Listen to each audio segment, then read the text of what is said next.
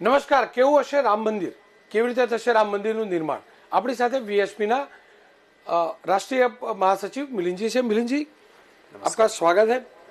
क्योंकि गुजरात का सौभाग्य रहा कि प्रधानमंत्री गुजराती, शिलान्यास सबसे बड़े प्रकल्प का एक गुजराती को करने का मौका मिला। अब क्योंकि मंदिर का शिलान्यास भी हो चुका है, गुजरात से आप लोग क्या उम्मीद रखते हैं? ऐसा है, गुजरात की ये परंपरा तो सोमनाथ मंदिर से ही प्रारंभ हो गई और अभी जो यह संपर्क अभियान प्रारंभ हुआ है तो पूर्ण देश भर में हम 4 लाख से अधिक गांवों में जाएंगे और लगभग 11 करोड़ से अधिक परिवारों को मिलेंगे। तो गुजरात में जो सोचा है कि लगभग 19,000 जो गांव हैं गुजरात में, वो सभी गांवों में हम समाज के सहभागिता के लिए जाएंगे और लगभग 1 करोड़ परिवारों तक कम से कम जाएंगे।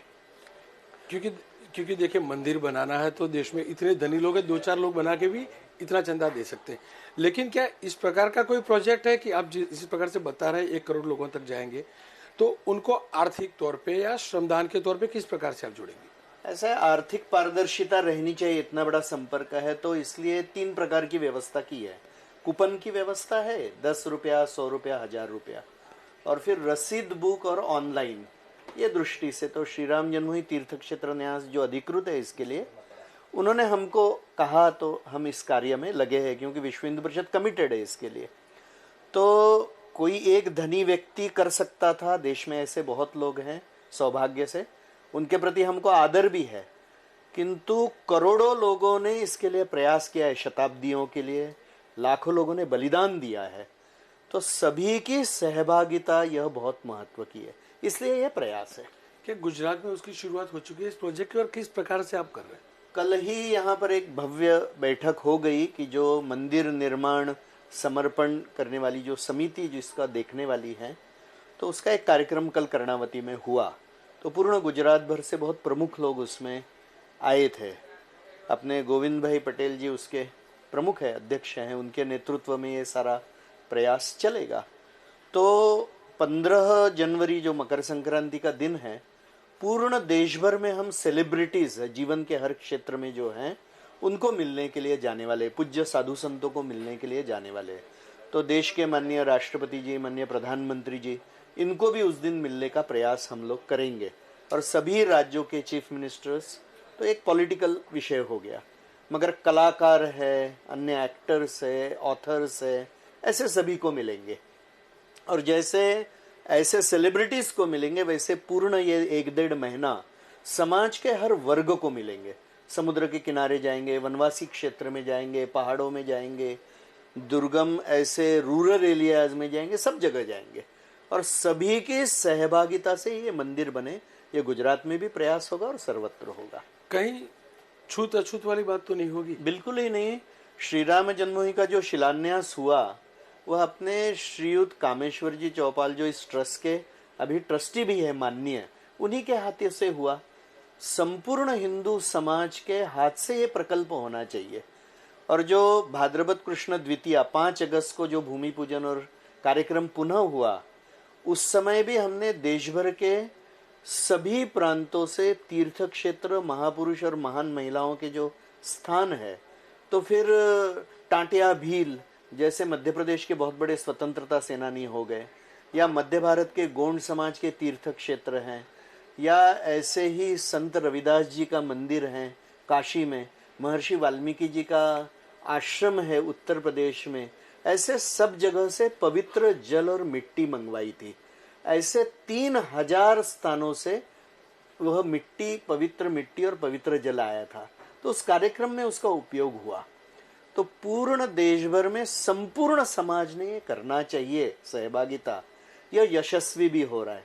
झारखंड के क्षेत्र में 2000 गांवों से प्रत्यक्ष लोगों ने इच्छा जताई कि हमारे सरना स्थलों की मिट्टी वहां जाए, लोगों ने लाकर भी दी हमको। और हम देखेंगे कि भगवान श्री राम जी का जीवन यह सामाजिक समरसता के लिए हमको पाठ पढ़ाने के लिए ही है। उस समय तो यह समस्या थी नहीं, मगर आज जो समस्याएं हैं, तो शबरी माता के घर गए, उनके झूठे बेर खाए, निषाद राज को मिले, पूर्ण वनवासी क्षेत्र में वास्तव्य किया। तो यह जो राम जी के जीवन के आदर्श है, इसीलिए ये हम राष्ट्र मंदिर कह रहे हैं केवल भगवान का मंदिर नहीं, भगवान की आस्था का विषय नहीं, यह स्वाभिमान का भी विषय है। इसलिए पूर्ण विश्व में अनूठा उदाहरण है कि 5 शताब्दियों तक हिंदू समाज बलिदान देते रहा, संघर्ष करते रहा। और इसलिए माननीय सुप्रीम कोर्ट को भी सारे हिस्टोरिकल फैक्ट्स और पुरातात्विक सर्व साक्ष्य स्वीकार कर हिंदुओं को ये जमीन देनी पड़ी, क्योंकि ये वास्तव है, भगवान के जन्म जीवन का भी वास्तव है और हिंदू समाज के चिंतन का भी वास्तव है कि सबके हृदय में एक ही राम बसते हैं। इसलिए भेदभाव का विषय ही नहीं है। क्योंकि आपने शबरी माँ की बात की और स्वाभाविक तौर पे जो ट्राइबल्स है, वन बंधु जो लोग हैं, वो शबरी को आज भी माता मानते हैं। लेकिन सच्चाई ये भी है कि मेन स्ट्रीम हिंदुत्व के साथ शायद नहीं जुड़ पाए। ऐसे में उन लोगों को आप कैसे जोड़ेंगे? ऐसा है कि ये संघर्ष कालखंड में अपने समाज के अंदर की व्यवस्थाएं तहस नहस हो गई। संस्कारों में, फिलॉसफी में, तत्व ज्ञान में, धर्म ज्ञान में कोई खोट नहीं है, मगर जो ये कमियां आचरण में आई है, ये दूर करने के लिए ये सारा कार्य है। और इसलिए भगवान के जीवन का आदर्श सामने रखना है। तो हम जो कह रहे कि हर घर में जाएंगे तो कम से कम आधे आबादी तक तो हम पहुंचने ही वाले हैं, प्रत्यक्ष मिलकर।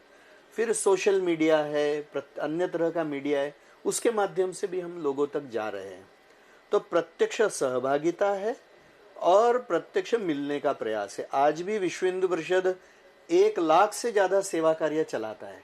वह सारे समाज के हर वर्ग में, अनुसूचित जाति जनजातियों में सर्वाधिक प्रकल्प हमारे हैं, दूसरे किसी से भी ज्यादा। शिक्षा के क्षेत्र में, आर्थिक स्वावलंबन के क्षेत्र में, महिला सशक्तिकरण के क्षेत्र में। और अभी विश्व हिंदू परिषद ने आत्मनिर्भर भारत के दृष्टि से ऐसी 900 बस्तियां टारगेट किए पूर्ण देश भर में। और हमारा फोकस समाज के ऐसे ही वर्गों के ऊपर है कि जो अभी तक एसिमिलेट नहीं हो पाए। तो हमारे हृदय का भाव सच्चा है, हमारे प्रयास भी सच्चे, हमारी फिलॉसफी भी सच्ची है, हिंदू फिलॉसफी।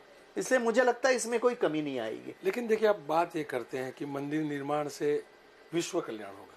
ये जानना जरूरी भी है और समझना भी जरूरी है कि किस प्रकार से विश्व कल्याण हो सकता है। ऐसा है कि हिंदू चिंतन अकेला चिंतन है कि जो विश्व कल्याण की भावना करता है। अन्य कोई भी चिंतन इस विश्व का यह क्षमता नहीं रखता है और यह बात भी नहीं कहता है।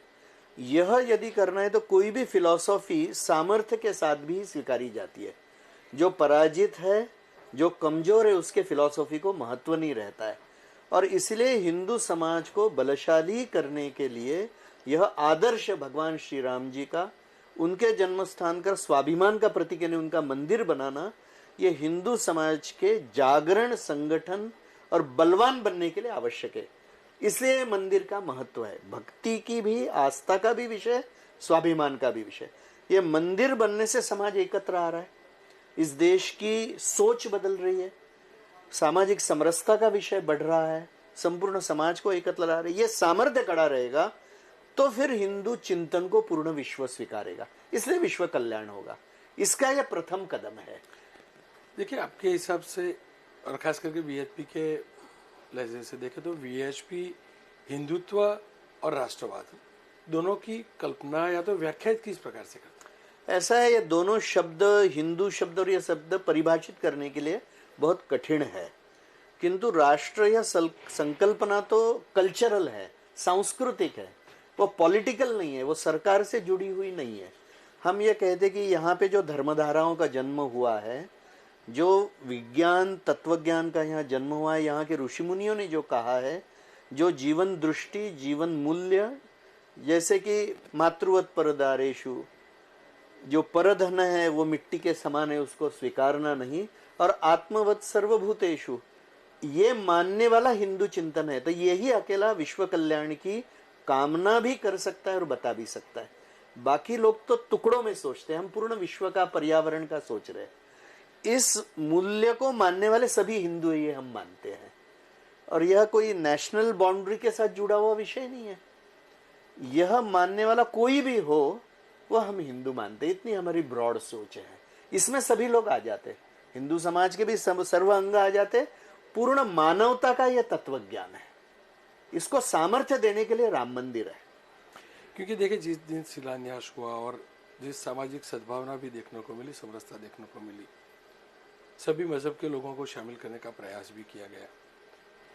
आपको लग रहा है कि इस प्रकार से मंदिर का निर्माण हुआ है, जिस प्रकार से अदालत ने भी हाँ बोली, लघुमती समाज ने भी हाँ बोली, सब हर किसी ने हाँ बोली। ऐसे में ये सामाजिक समरसता का प्रतीक भी बन सकता है। बनेगा ही, क्योंकि भगवान का जीवन आदर्श हम सामने रख रहे हैं, भक्ति भी कर रहे हैं और उनके जीवन से जो संदेश लेना है वो आचरण के लिए। भगवान पूर्ण समाज में जाकर मिले, समाज को उन्होंने जागरूक किया।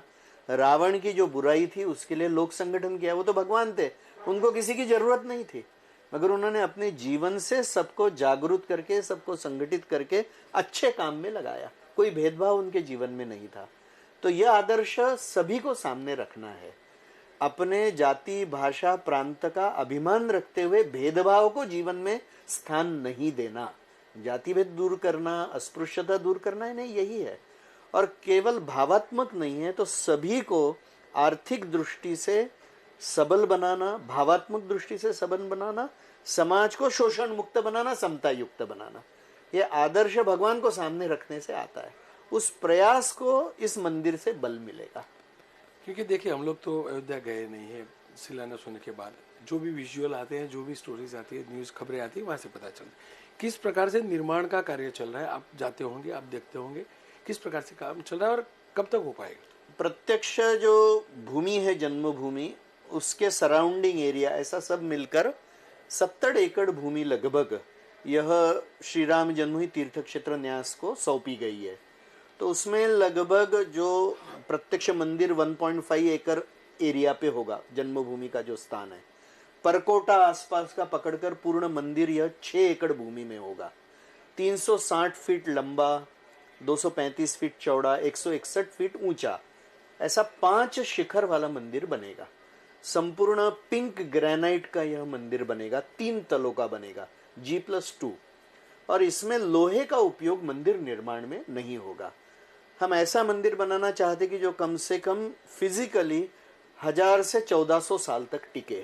इसके दृष्टि से सभी IITs, Larsen and Toubro, Tata consultancy services, अपने ही गुजरात के श्री चंद्रकांत भाई सोमपुरा जी जो उसको डिजाइन किया है, तो ट्रेडिशनल टेक्नोलॉजी, मॉडर्न टेक्नोलॉजी, सभी लोग सद्भाव से, पूर्ण सामर्थ्य से लगे हैं।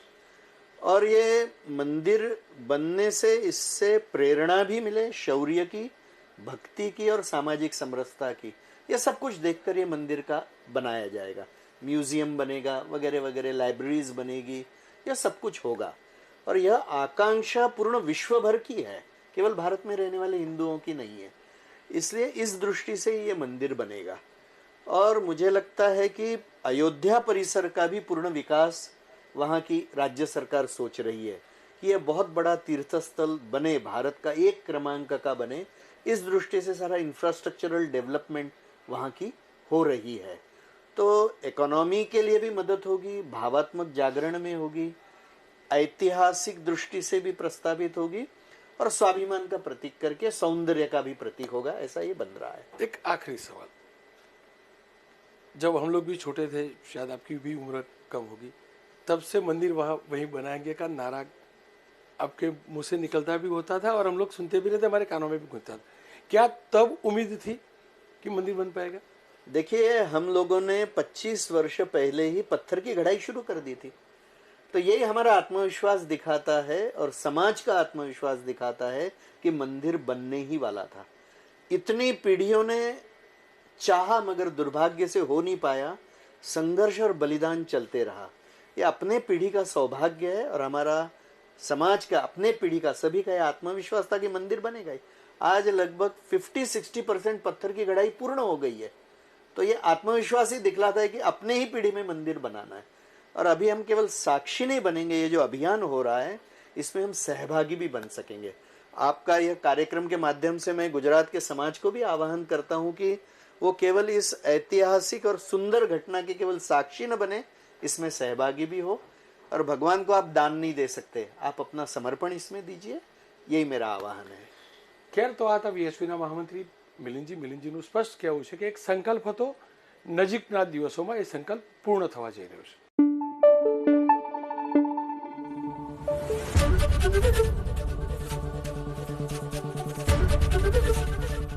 ABP अस्मिता, गुजरातની अस्मिता।